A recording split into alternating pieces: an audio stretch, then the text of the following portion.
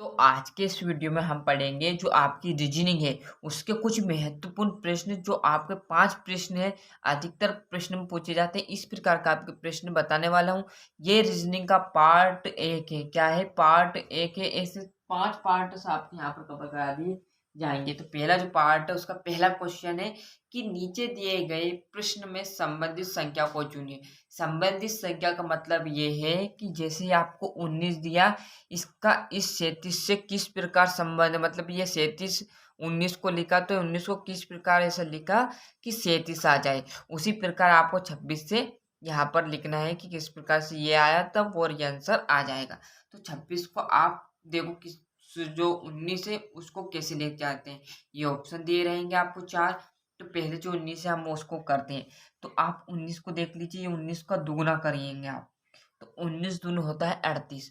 यहाँ पर ध्यान देना है कि 19 दूना आपका होता है, क्या होता है 19 दूना आपका होता है 38।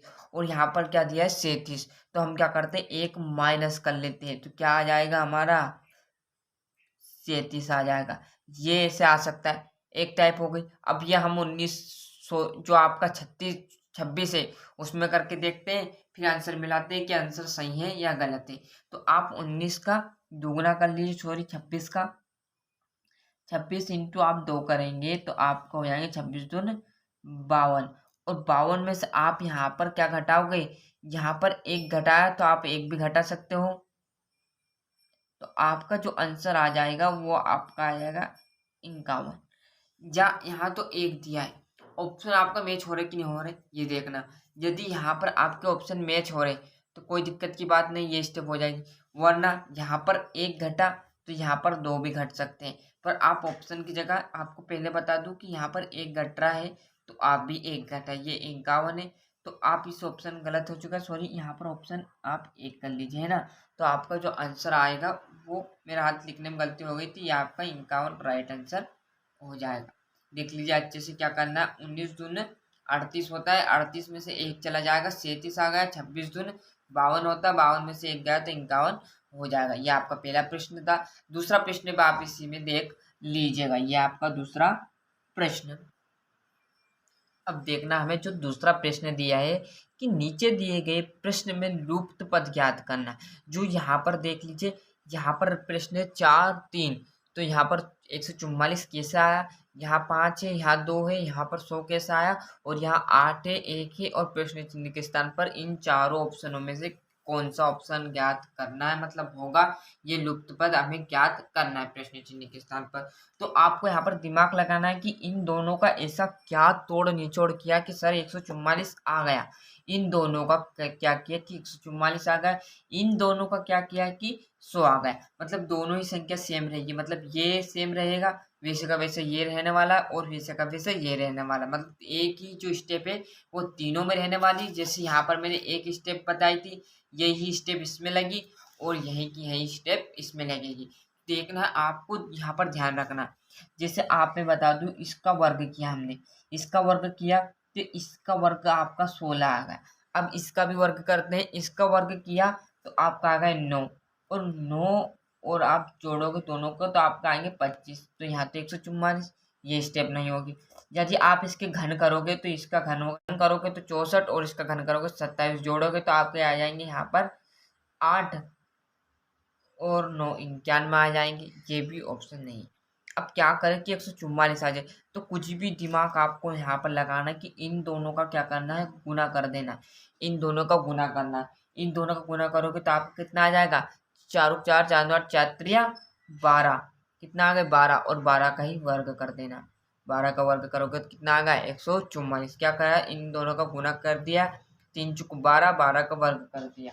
अब यहाँ पर देखना है 5 इंटू 2 दिया, दोनों को गुना करना है, कितना आ गया 10, और 10 का वर्ग 100 आ गया। अब इन दोनों का गुना करेंगे तो 8, और 8 का स्क्वायर कर देना है तो क्या करेगा 64। ऑप्शन है क्या, बिल्कुल जो आपका यहाँ पर ऑप्शन है ये राइट आंसर हो जाएगा। देख लीजिए 2 प्रश्न हो चुके, तीसरा प्रश्न भी आपको कुछ इस प्रकार का रहेगा, देख लीजिएगा। अब जो तीसरा प्रश्न है वो देख लीजिए कि नीचे दिए गए प्रश्नों को संबंधित संख्या वैसे का वैसे जैसे मैंने आपको पहला प्रश्न बताया था। पर यहाँ पर ध्यान देना आपको कि जीत जीत का मतलब क्या हो रहा है, आनंद। तो दुख का क्या होगा? तो आप डायरेक्टली यहाँ पर जिससे आनंद हो रहा है, तो आप यहाँ पर देख लीजिए 2 ऑप्शन तो विस्मय और चित्त, ये दोनों तो नहीं हो सकते। अब बात करें कि हार आएगा कि निराशा आएगी। जिससे जब आपको आनंद मिल रहा है तो दुःख से आपको क्या मिलेगी? हार मिलेगी। आपको दुःख से निराशा नहीं मिलेगी, क्योंकि यहाँ पर बोलता है कि जीत से आपको यहाँ पर आनंद की जगह क्या होता है? खुशी होती। आनंद की जगह खुशी होती, तो आपका दुःख की जगह निराशा होती। पर यहाँ पर जीत की जगह क्या दे रहा है? आनंद दे रहा है, तो दुःख की जगह क्या हो रहा है? हार आ रहा है। तो ऑप्शन क्या आ जाएगा हमारा?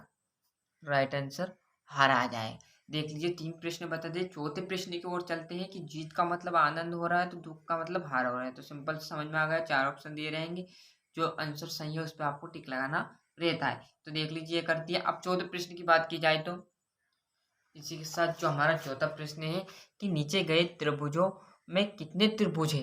तो आपको बताना है, ये आपका एक त्रिभुज दिया है, इसमें आपको कितने त्रिभुज है ये आपको बताना है कि 12 है कि 20 है कि 16 है कि 14 है। तो आपको जब ऐसा जो डायग्राम दिया रहे कि मतलब 4 फुटा, मतलब इधर से भी लाइन खींची हो इधर से भी हो, जैसे एक 4 यहाँ पर खींचा है, इधर से भी लाइन खींची, इधर से भी इधर से भी इधर से भी, मतलब ऐसा डब्बा बना रहा रहे, तो आपको सिंपल से क्या करना है? उनमें गिनती पॉइंट कर लेना। मतलब जैसे यहाँ पर 1 2 3 4 5 6 7 और 8, देखा हर डब्बे में यहाँ पर लाइन आपकी फिट हो चुकी है। यदि ऐसा आपको डब्बा मिले तो उसका कुछ नहीं करना। जैसे 8 है तो 8 का क्या कर देना? आपको डायरेक्टली दुगना कर देना है, क्योंकि त्रिभुज है तो 16 आ जाएगा। राइट आंसर हमारा जो रहेगा वो डायरेक्टली 16 आ जाएगा। फिर बोल रहा हूँ ध्यान देना कि यदि ऐसा त्रिभुज आपको दिया रहे तो उसमें से गिनती लिख लेना, और जितने दिए है कि 8 है, 8 तक गिनती, तो 8 का 2 में गुना कर देना। यदि यहाँ पर साथ ही साथ जैसे यहाँ पर बात की जाए आपके, जैसे 6 डब्बे रहते तो 6 का क्या करते? 6 इंटू 2 करके आपका आंसर 12 आंसर आ जाता। पर अभी के लिए ये प्रश्न है तो इसका राइट आंसर ये है और ये आंसर नहीं पर। और इसी के साथ जो आपका यहाँ पर लास्ट प्रश्न रहने वाला है वो आपका 5वां प्रश्न भी आप अच्छे से यहाँ पर देख लीजिएगा। और ये आपका 5वां जो लास्ट प्रश्न है कि नीचे दिए गए श्रृंखला को पूरा करें। मतलब ये श्रृंखला दी है कि 16 8 24 12 36 18 और प्रश्न चिन्ह। इस प्रश्न चिन्ह के स्थान पर क्या आएगा आपको बताना है। तो आपको ध्यान में रखना है कि ये संख्या में क्या ऐड हो रहा है क्या ऐड नहीं हो रहा है। यदि हम बात करें 16 और 8 कितने कम हो रहे, यहाँ से तो आप ऐसे करोगे कि 16 में से 8 माइनस करोगे 8 बचेंगे, फिर प्लस करोगे, ऐसा बिल्कुल इसमें नहीं होने वाला है।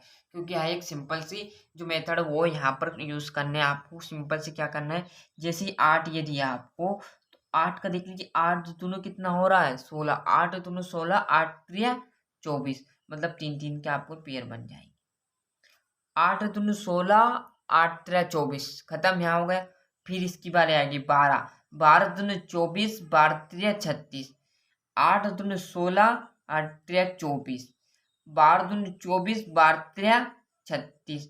अब देख लीजिए 18 दून 36, तो 18 त्रिया क्या आ जाएगा? यहाँ पर देख लीजिए ये 2 गुना ये 3 गुना, ये इधर दुगुना हो रहा है, इधर क्या हो रहा? 3 गुना। अब देख लीजिए यहाँ पर करेंगे तो क्या हो गया?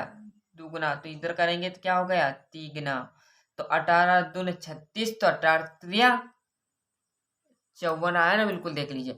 8 का इसमें करेंगे, 8 दूनी 16, 8 त्रिया 24, 12 दूनी 24, 12 त्रिया 36, 18 दूनी 36, 18 त्रिया 54। राइट आंसर 54 है क्या? बिल्कुल देखिए बिल्कुल है। ये आपका ऑप्शन ऐसे कर सकते हो बिल्कुल। यहाँ पर देख लीजिए समझ में आ चुका। हालांकि वीडियो को थोड़ा सा भी अच्छा लगा हो तो वीडियो को लाइक कीजिए, शेयर करना बिल्कुल ना भूलिए, और चैनल पर नए हो तो सब्सक्राइब कर लीजिए। और यहाँ पर मैंने ऐसे प्रश्न आपके लाता रहूंगा कि आपके यहाँ पर जो तैयारी और मजबूत होती रहे। तो मिलते हैं इसके अगली वीडियो में, जब तक के लिए अच्छे से बने रहिए।